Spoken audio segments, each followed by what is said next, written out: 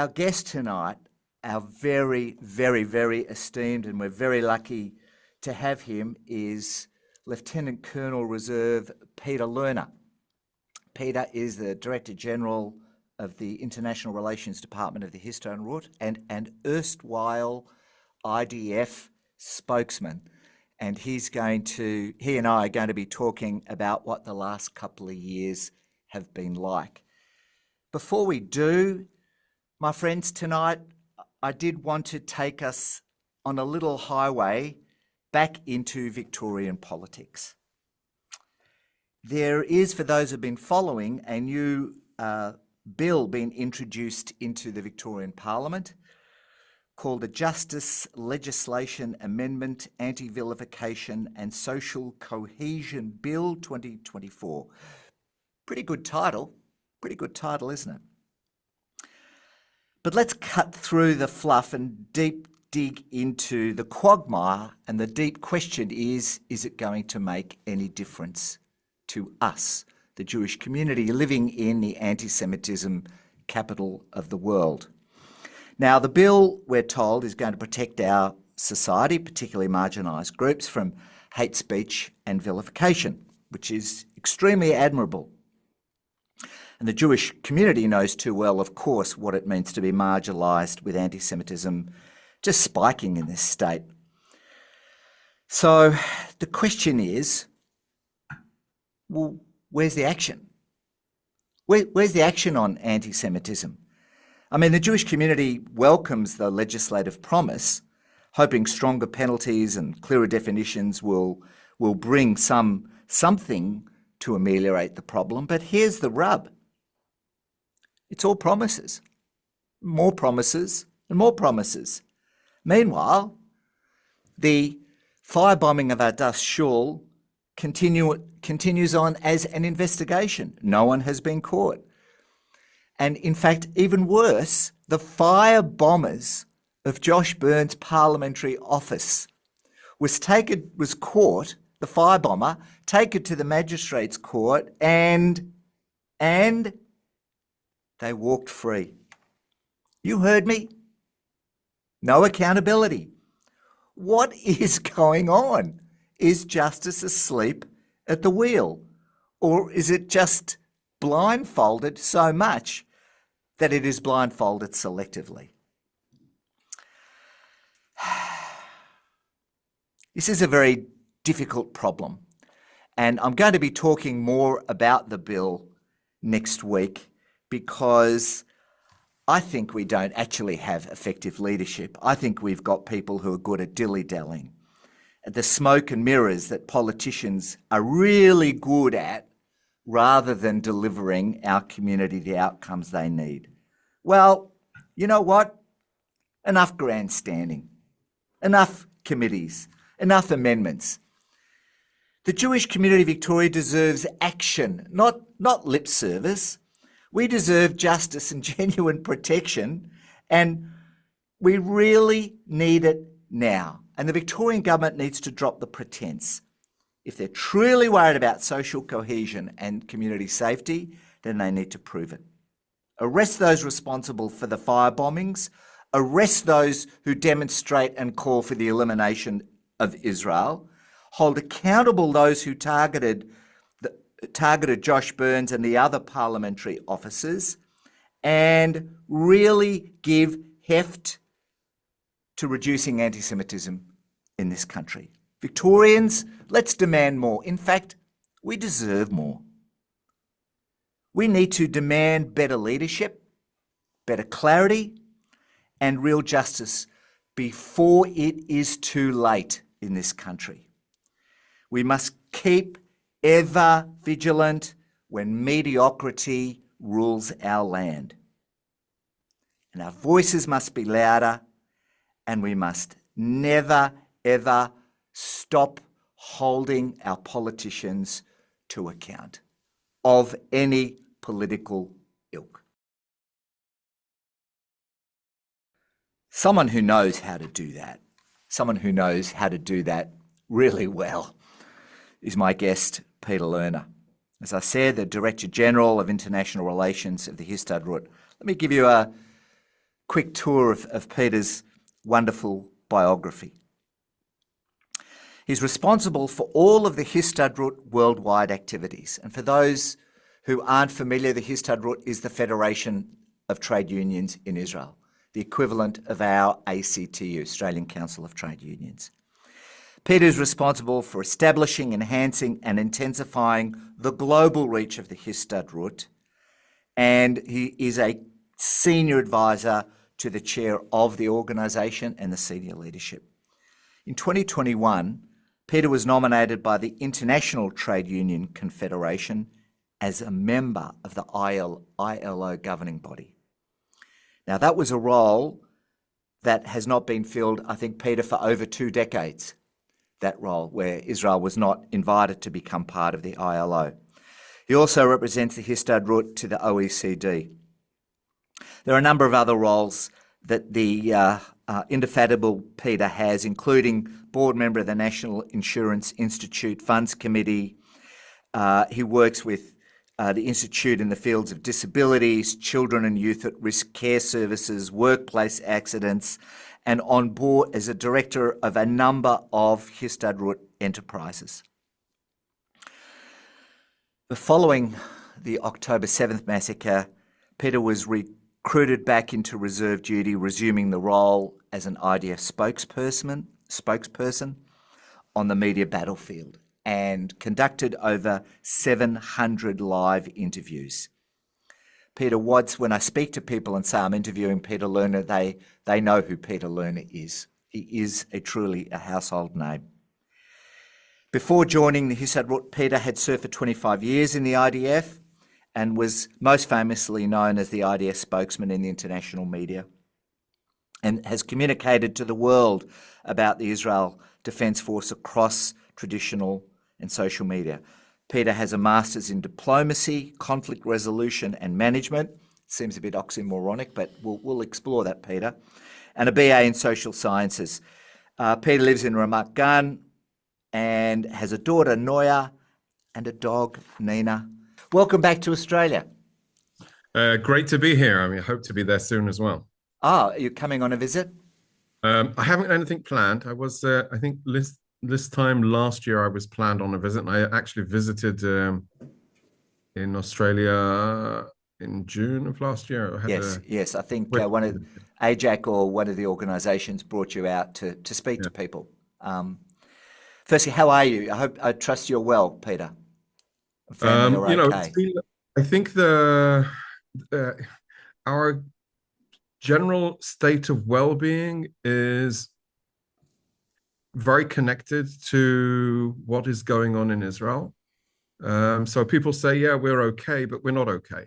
I mean, we look at the situation and we go through this roller coaster of emotions when new details come out about what happened on October 7th, or just over the last 10 days, the IDF has revealed its failures of that day to the Israeli public. And so I think we're reliving this constantly. And so I might be personally, physically healthy, but we're not okay as a country. We're not okay as society. It is ever present. And I think on that morning of October 7th, when in my house in Ramat Gan, after the siren sounded, my wife and I, obviously, and my daughter, we went down to the bomb shelter. And when we came back, we were standing there in front of the television, watching the images of the paragliders coming over in Kfar Aza, Netiva Sarah, in the northern Gaza envelope area. And when we were standing there, she looked at me, she said, "Peter, they're coming for us." And I think that sense of insecurity reverberates now generally in Israeli society. When will it happen again? Can it happen again? How can we prevent this from happening again? And so, very brief opening. I'm okay, but generally life has moved forward for many of people, but we're still stuck in an October 7th state of mind because of that devastating day. And I mean, we've just had the Bibas situation, which has brought, from everyone I've spoken to, just such deep pain. When I was with you in February, of 2023 when we had a good chat about what's going on, and you incredibly kindly sat with me while I saw the GoPro video, which I'll come back to.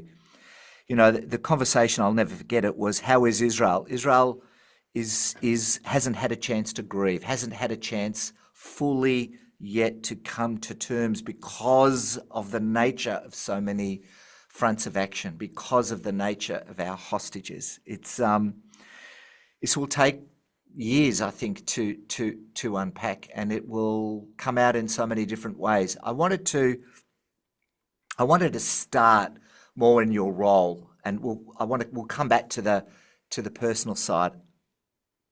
And thinking, I think you're now out of you were called in, and then you've been called out and called back in, and you're in and out. But just reflecting on your time as IDF spokesman since October 7.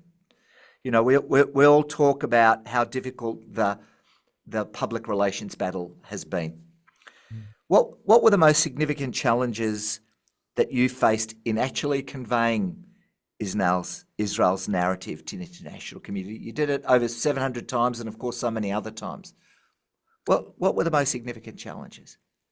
Adam, I think the biggest challenge today is a creation of an alternative reality where the fundamentals of human decency is that you don't storm into somebody's bedroom and snatch them from their home and hold them hostage is missed. And the notion that self-defense, the notion of the right to life, the notion of Israel defending itself is a notion that it's challenged from the offset. That basic understanding that most people in our like-minded circles can't even understand.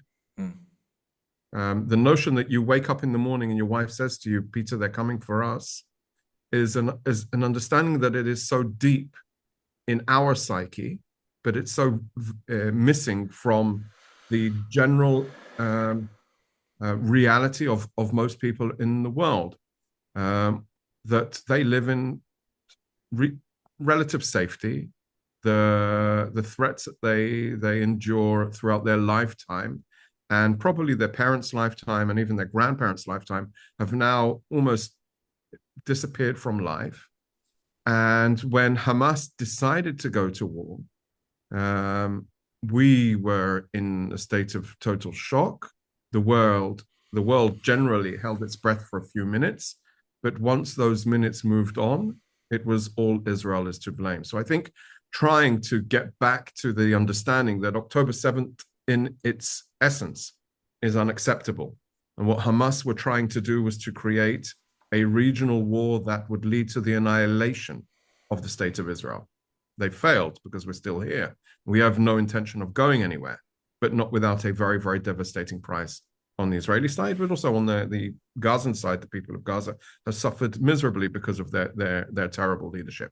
So I think if you ask me what is the most difficult thing to convey, it is the basic question: what would you expect your government to do in similar circumstances of existence? And I think in the world, generally, I would say there's a disparity between most Western-minded governments, where there's an understanding with what Israel is doing, even though they don't necessarily accept and like and perhaps agree with how Israel is prosecuting or has prosecuted the war. But there is a general understanding, but that doesn't necessarily translate into the larger public sentiment. And you were talking as you were opening about the wave of anti-Semitism, which is everywhere, which is ridiculous. It is a ridiculous repercussion of what is happening in this war. The two should not be connected. And the fact that there are people that are connecting it just goes to show this lack of moral clarity with the right to self-defense. I maintain that the right to self-defense is a liberal value because it is the right to life. And so if the world is not accepting that, if the general populace aren't able to get leadership to call it out, then we have a serious problem. And it's not just a communications problem. It's a problem of, I think we live in relative luxurious times. We live in times of privilege. We live in times where words have and the actions that lead from those words, as you were talking about, very rarely have people are being held accountable for what they say and how they lead to violence. And so when you look at the basics, at the bottom line of where this all began, it needs to be clear that it can't happen again. And there is no, and I definitely am a flag bearer of peace and two-state solution. And I believe that is what Israel needs for its future, for security as well, and for prosperity in the region for everyone. But that peace is not does not mean that we can't and don't have to have the obligation to use military force when everything else is exhausted. It needs to be the last avenue, last thing that happens. But when Hamas launched their war on October 7th, basically they said, there is no peace. We are coming to get you. Yeah. So I want to dissect that. Let's dissect not Hamas, let's dissect Israel's response, right? And, you know, everybody is, many people are critical of Israel's Hasbara, of its public relations. It's way more complicated than just Israel's being, you know, the whole world's turned against Israel and that we have to live with that. I want to dissect that. Tell me, in what you saw was successful in Israel's public relations efforts, what worked and why did that work? And then let's go on to the dark side of, you know, where it fell short. I know there's a lot that Israel's not in control of, and I understand that, but let's just go into what's in control here. What worked and why, and what didn't? And what do we learn from that? Just in the PR effort. So I think that, you know, it's very tough to try and I mean, the success stories are nothing to do with the PR effort. The success stories are to do with the people stories. So it's the victims, it's the Bibases, it's the stories that were told time and time again that exemplify why we're at war. I think that there is always going, and there always has been throughout all of our conflicts, a lack of telling the story of Israelis, of regular Israelis. And I think that is something that it can be helped. There are NGOs, there are even some government efforts to try and highlight that on media, on social media, to accompany. And there are definitely personal initiatives from the Families Forum and all this type of story that elevates and tells the stories of the victims of October 7th. And I think that, in my view, is the core of what needs to be done. The government efforts, they will always, and the military's efforts, they need to reflect what the government's decisions are, how they, what their instructions to the military have been, how the military is incorporating those decisions, and that needs to be, I think, transparent. It needs to be level-headed. It needs to be conveyed in a way that tells what we are actually doing in a level of transparency and professionalism. And I think that generally was conveyed. I think that it met a very, very strong wall of objection to the fundamental of the right to fight, the right to bear arms. And I think that is the challenge that we need to bridge. I think that, so there are many successes in telling that story and getting access to journalists to see, you know, the Shifa story, to rallying around when there is a crisis in the Al Ahli hospital, when the Palestinian Islamic Jihad launched a rocket and it hits the hospital grounds, and Hamas automatically blamed Israel, which was a fallacy for them and they were trying to effectively to prevent Israel from operating in hospitals because they knew what they'd done to hospitals in Gaza. So I think generally there's those types of stories, and the operations of conducting military communications were extensive and thorough, and I think we made ourselves available and engaged and a proactive approach towards the media.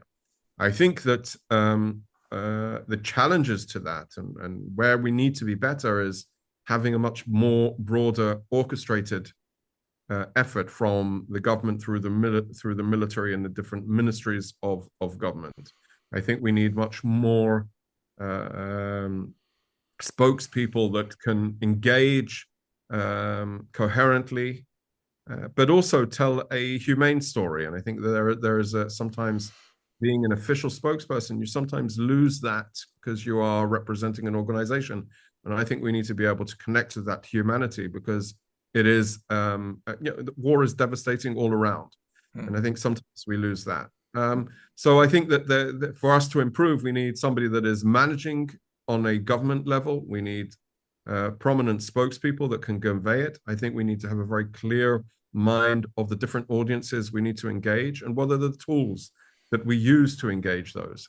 I think we need to have, when you talk about messaging, some of the messages that come out from the government are targeting the domestic audience, the Israeli audience, and they're hyperbolic and overwhelming and not necessarily connected to reality. And then they become a crisis in the international arena with where it just served as a very, very minute spare of the moment need of a politician. And that is something that needs to be managed, at least highlighted, and at least tell them you're doing more damage than benefiting from politically from these statements. So I'd say there needs to be a conductor to the orchestra. I think we need somebody that can manage that, somebody that can guide it, somebody that can balance out the different audiences and the different tools of delivery of Israel's message and so on. And, you know, in the past, Israel has had some effective conductors. I love that expression, conductors of the orchestra. But we know about this government in Israel. I'm not talking about the politics. I'm just talking about the ineptness of dealing with so much in Israel. And I will be interviewing people in time who, when I was there in Israel, were just describing just purely the ineptness. And, you know, we have it here, you've got it there. It makes it so much harder. I want to talk about that, the media misrepresentations. You brought up the case of Al-Shifa. We all know what happened at Al-Shifa. Hamas, you know, says it's an Israeli rocket. Of course, Israel takes, I think, 30 hours to verify, or however many hours it takes to verify that it is, in fact, an Islamic Jihad rocket. Headlines around the world are, of course, massacre. They're massacre. Israel's massacring. And the corrections come in on page 7, you know, bottom left. You know, Israel didn't fire the rocket. The media have become activists. And you would have seen that time and time and time again.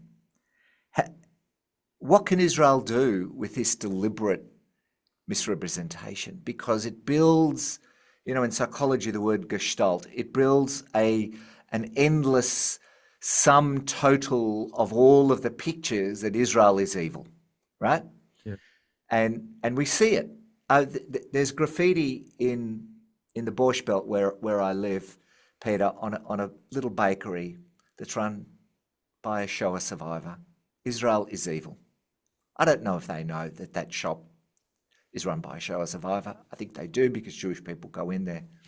And I'm going, you actually know nothing. Like, it's just how do we deal with this endless misrepresentation and deliberate misrepresentation?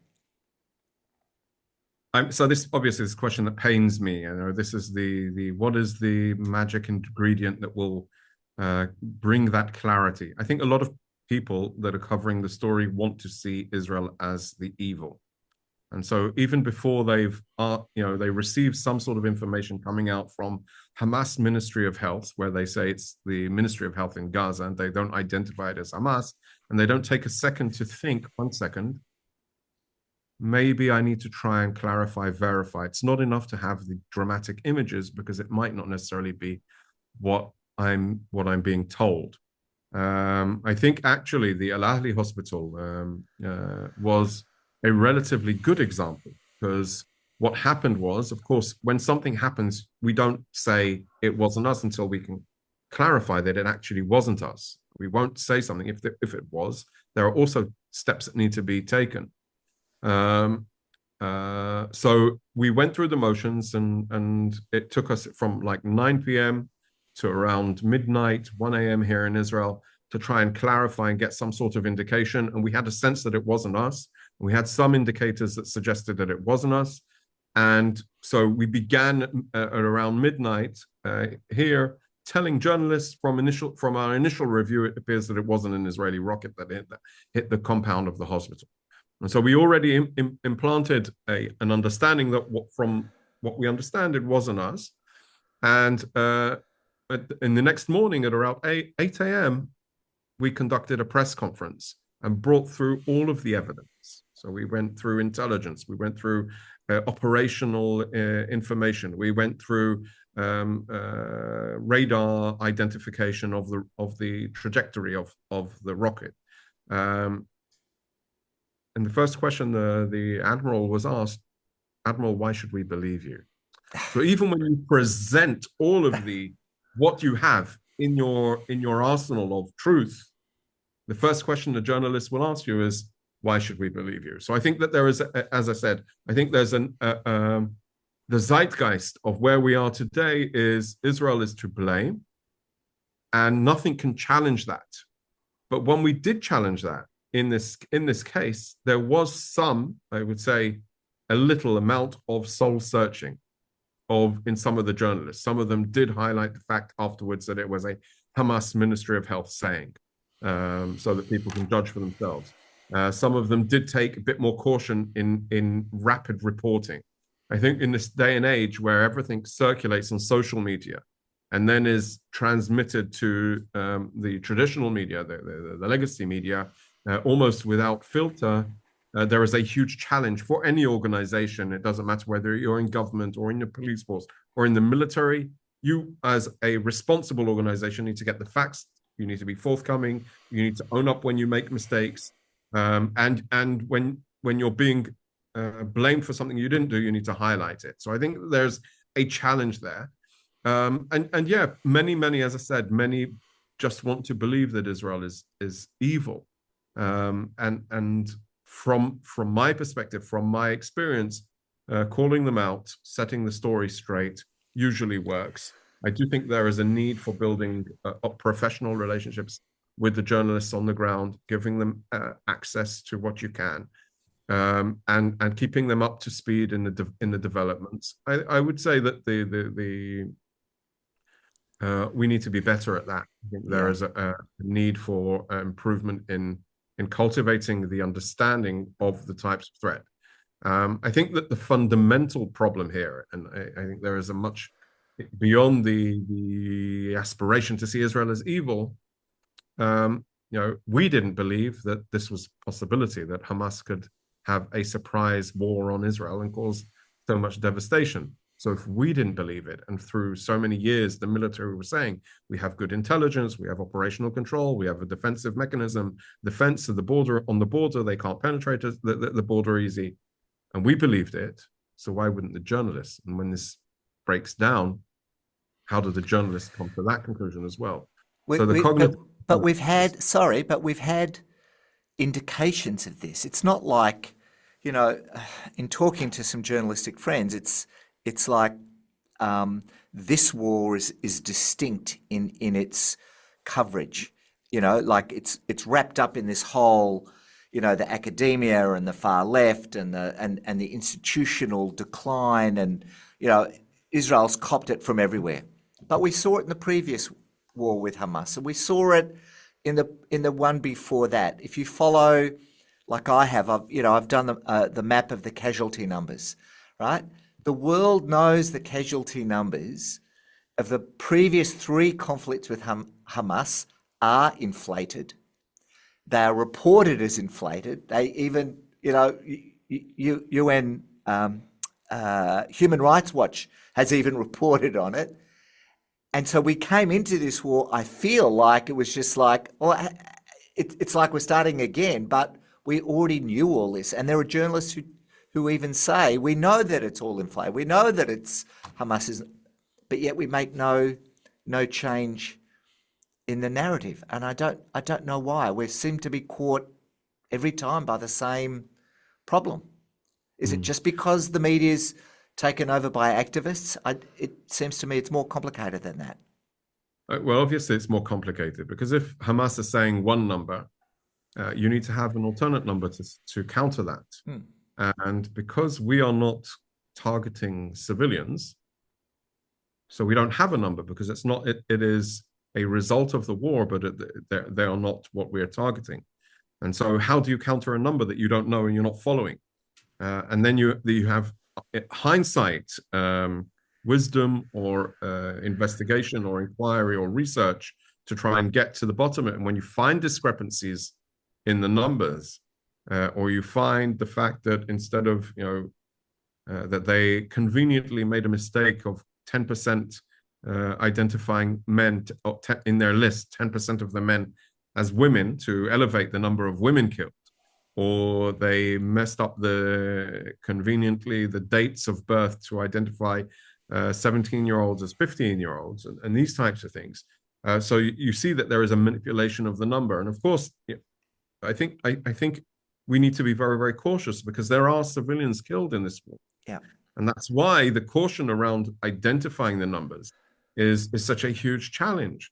I would say that also for this, there is no ability to actually counter that with an effective number, and I would say research and data that gives you a much clearer a grasp of the civilians that have perished because of the war. And I think I think that more important is the fundamental understanding that civilians have been caught up in war since the dawn of war, and so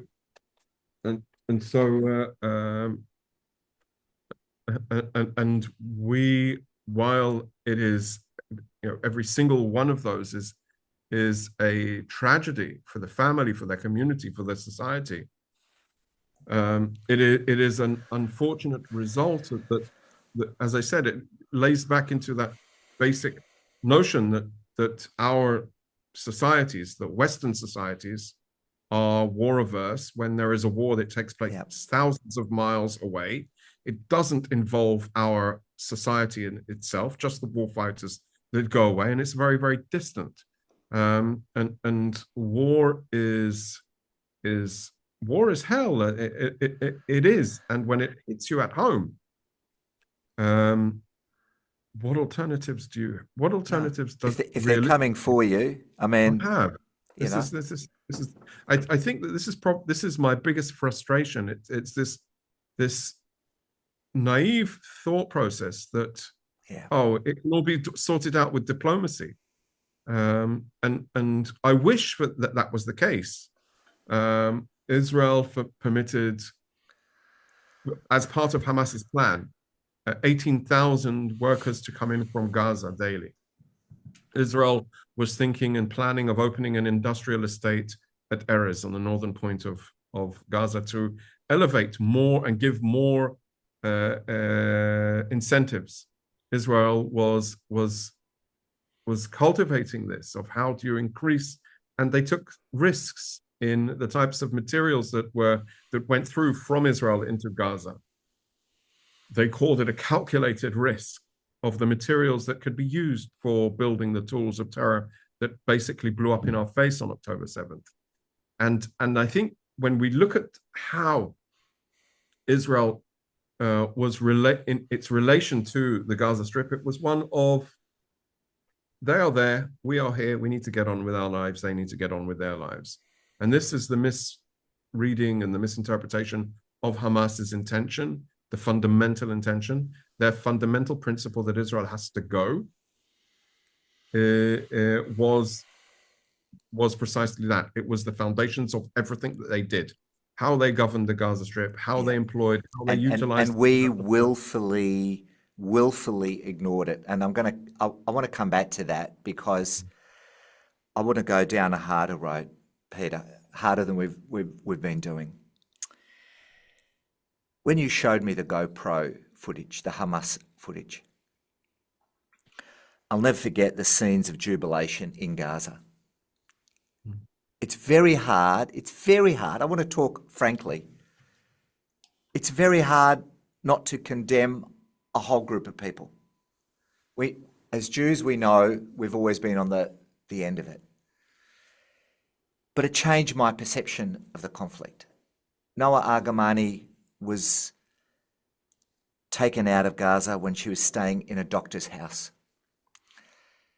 I want to go to this point about how the GoPro footage certainly changed my view. I'm interested, firstly, because you've seen it a number of times, how you see it. But this idea that it's not just Hamas, there's a problem in the society or the culture. We saw it in Japan and Germany. You know, we talk about that we can do things, but there's something. Can we live together? Can we live together? It's a difficult question once you see that footage. What are your views on that?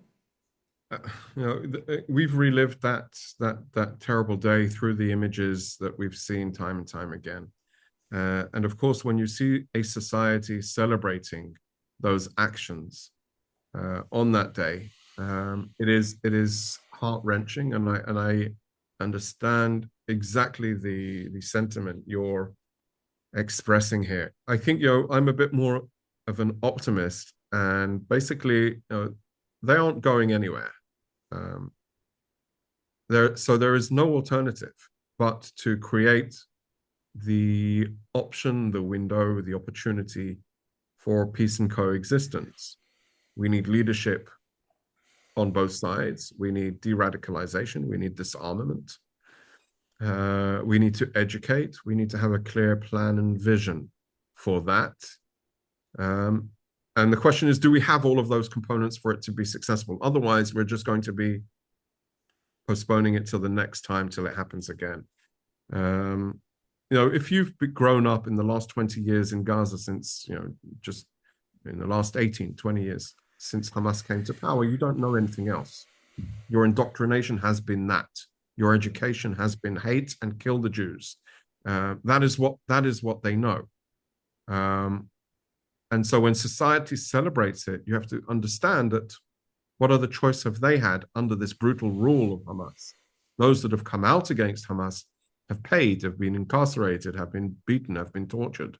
And so, when I look at the complexity of this conflict throughout the generations, I think for us to realize where we are going, we need to have a joint effort.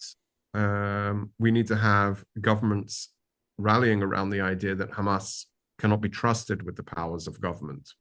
We have to have an understanding that what the people of Gaza have gone through over the last 20 years with Hamas is a systematic indoctrination that needs to be defeated, because they aren't living and growing in the values that you and I hold dearly. But you can't defeat an idea. So they need to be a new idea needs to be introduced, an alternative idea, an idea that these bouts of violence that ended in the last war that is still ongoing, they can't prosper from that. We are not going to bow down and go. And if they want to continue to live, they need to come to terms with, this is our neighbor. We don't necessarily like them, but this is how we need to relate to our neighbors. There's two pieces to that, if I may, and one of them is the assumption that they need to be fully defeated before there's an opportunity for a new idea to take root. That, which is what happened in Germany and Japan, World War II, full defeat, unilateral imposition of a new idea, your language, and gosh, don't we all wish that were the case? So there needs to be this idea of a full defeat. The problem with that is a problem that you're very familiar with, and I'm going to tell a story and then bring you to that problem. And the story is that when President Herzog was Bougie Herzog, as we all knew him when he was leader of the Labor Party, he came here to Australia. And he did a tour, and it was fantastic. And we had a dinner. And coming to the dinner was Penny Wong, when she was Shadow Foreign Affairs Minister, right? Labor was in opposition. Bill Shorten came, he was the leader. What a loss for us that he's left politics. And Penny, it was Bougie and Penny, we sat them together, and there was a whole lot of other people. And Bougie talked about, this is years ago, that what they wanted to do was build a port in Gaza, but have the customs duties collected in Cyprus, if you remember that plan, with the UN, so that Hamas wouldn't steal the money to build a military infrastructure. So they would collect the duties and the customs and the tariffs in Cyprus, and so the port would open Gaza up, and there would be the opportunity for economic advancement without the money being stolen. The government would get it. And I felt at the time that it was incumbent, especially on social democratic parties around the world, to rally behind this in order to, and I'm going to use that example, Peter, as you've described it, inject a new idea. But we've failed. Labor has failed dismally in Israel and in Australia and everywhere else to be able to do just that. Where do we go with this now? So I would say I think the question is why failed? Why is that failure so, prominent in Israeli society today? But not only Israel, you see that the left around the world is struggling. And I think that there's a huge challenge because the extreme left have overrun the central narratives of the left. And so when you see the extreme lefts embracing Hamas, where they have no common denominator, except for one thing: Israel shouldn't exist. And when you see the Islamists that are celebrating October 7th, and you see those gullible that rally around that idea, and they're marching together on the streets around the world. So I would say the failure is them having the power to dictate the terms of how society needs to be built. And so we need, if we look at the left arena, if we look at where those ideas of pragmatism for people come into reality. So President Herzog, the then leader of the Labour Party, came with a pragmatic idea. And I think that if we look now in where things are going in Israeli society, I think that there is a much more deeper discourse about what does this relationship with our neighbors mean. And absolutely, we need the world's left to celebrate the idea that Hamas can't control and cannot have the power of government. That does not negate the Palestinian existence. And I think that is where, and it does relate to the people celebrating on the streets. It does relate to the protests and anti-Semitism, which is so prevalent everywhere now in the West, and in Australia as well, obviously. And when we relate and convey from our perspective a vision of peace and coexistence, it's not one at the expense of the other, but it's a vision of how do the societies have a mutual respect to one another, and how can the world support and help us get there. Of course, with Hamas, there's no terms. They're holding 59 hostages even today. They are holding onto them for their dear lives, because that is their only guarantee that they can succeed in maintaining their governance to a certain extent. But there needs to be a very, very clear statement. And if you look last week, the Arab parties came out with a formula that did not highlight the fact that Hamas need to go. And I think this is the challenge of the world. We need to hold Hamas accountable for their action. They were effectively the government of Gaza before October 7th, and they decided to go to war. There are consequences to their decisions. There are consequences on their ability to govern. There are consequences, I would say dire consequences, on the people of Gaza. And that is why the world needs to rally around the result that they need to go. Before we can even talk about peace, before we can even reach to the notion of who represents the people of Gaza and the Palestinian people, whether it's Abbas in Ramallah or others, before we can reach that goal, we need to have a very, very clear, steadfast standing by the people that want peace in the region, that this is a non-starter. And I think that has been lacking from the discourse in most of those circles, our circles, throughout the course of the last almost year and a half now. That needs to be very, very clear that Hamas have to go. Hamas have no place at the table. Hamas proved that they can't be trusted. Hamas used all of the powers of government to build their war machine, and they acted on it. Not only that, they abused the world's good intentions by using the organizations like UNRWA to deliver services that they themselves should be delivering to the people of Gaza.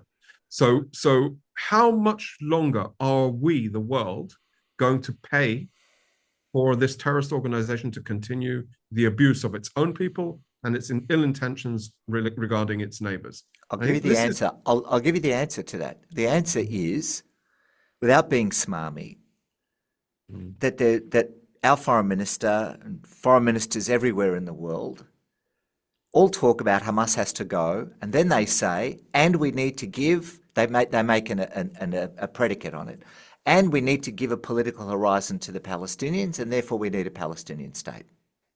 That's their answer. Their answer is we accept that Hamas has to go, and then it's the Hamas has to go, or Hamas has to go, but the political horizon needs to be created in order to give the Palestinians an opportunity to stop repeating what they're doing and go on. And this is our foreign minister's very clear message. No Hamas, but a Palestinian state. What do you say to that? I think, first of all, we have to see what are they doing actually to get rid of the Hamas government. Not very much. Nothing. Empty words. Nothing. They're funding UNRWA, and UNRWA's out now, so nothing. Empty words. Or taking Gazans into Australia. Empty words, little action, and I think that is the starting point. If you want to talk about political horizon, if you want to talk about a Palestinian statehood, that cannot be a prize to terrorism. It cannot be a result of Hamas's actions. It needs to be a result of a vision that realizes the challenges to that vision. It realizes that 20 years of indoctrination by Hamas in Gaza means that there is no let's declare a Palestinian state or give them a state, and it will not reinvent a terrorist state once more. And so I would say I welcome that vision, but then it needs to be a roadmap. It's not a switch.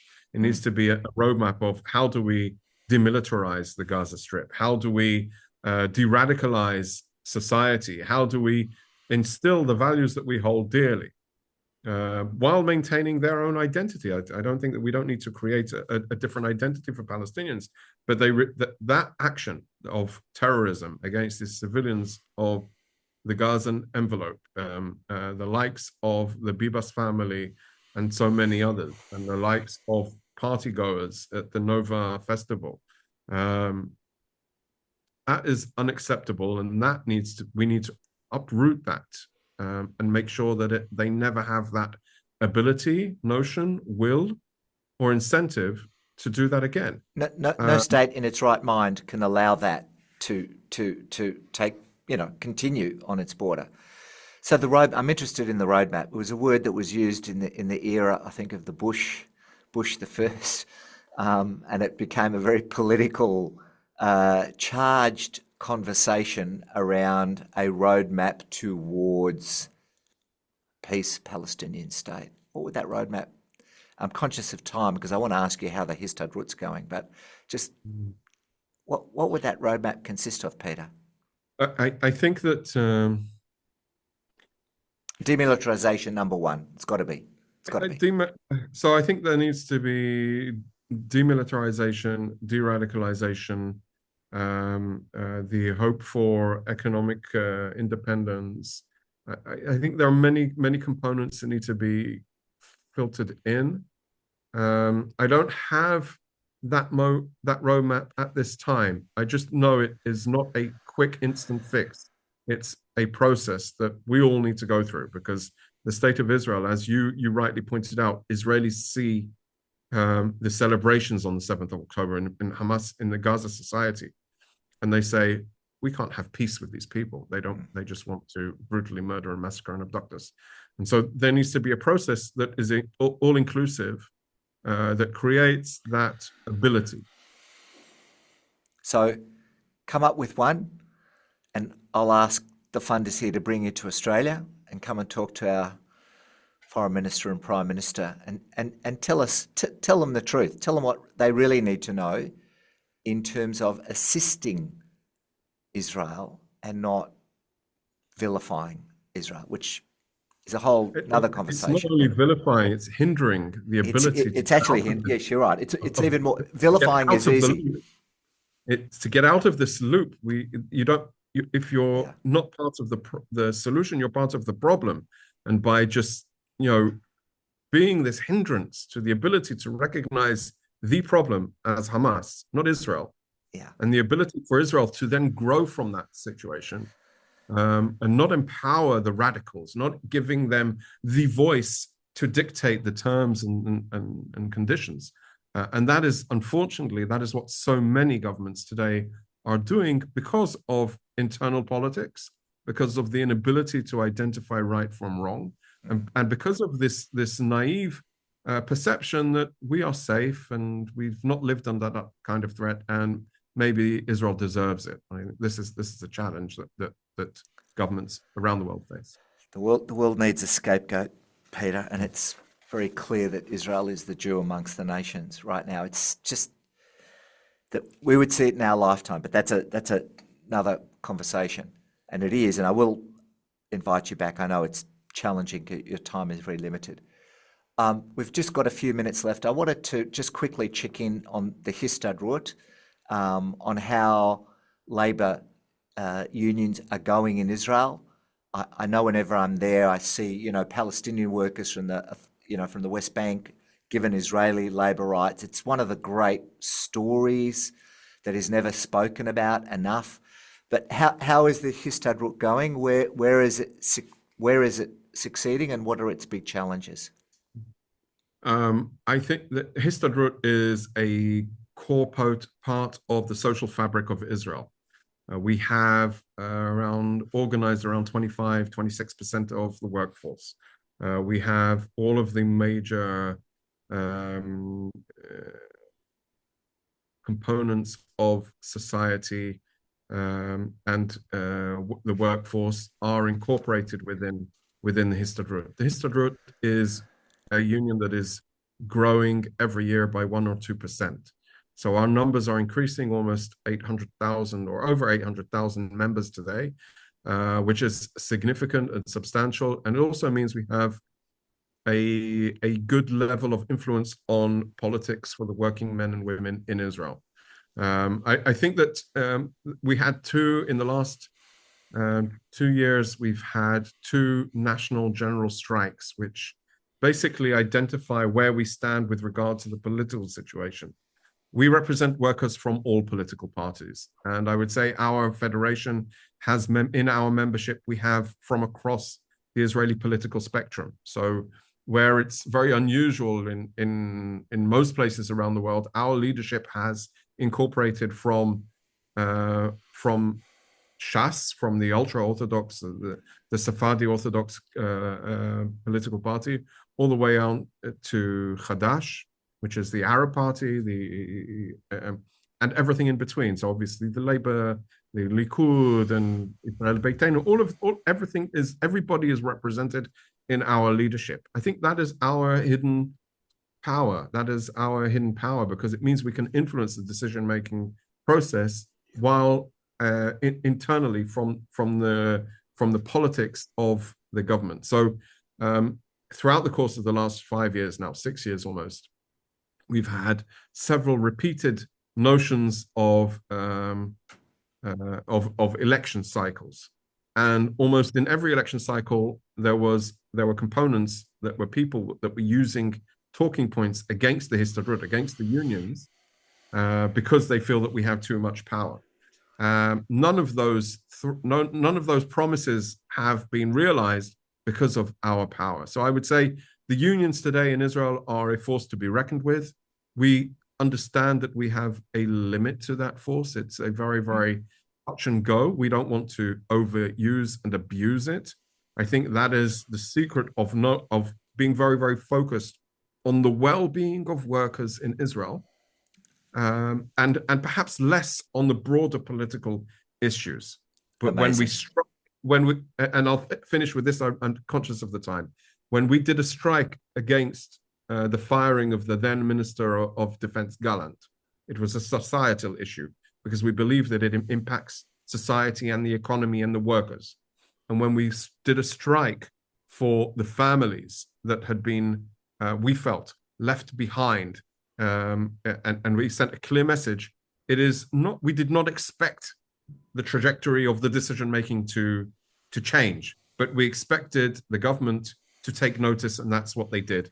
So I think there's with great power comes great responsibility. We take that power and responsibility very, very seriously. We're doing good agreements, good deals for the workers, advancing, keeping a very mindful perspective of the world of work, how it's evolving, and how we need to develop Peter, I'm sorry, we're out of time. The only Jewish organisation that has an interdenominational structure that actually works.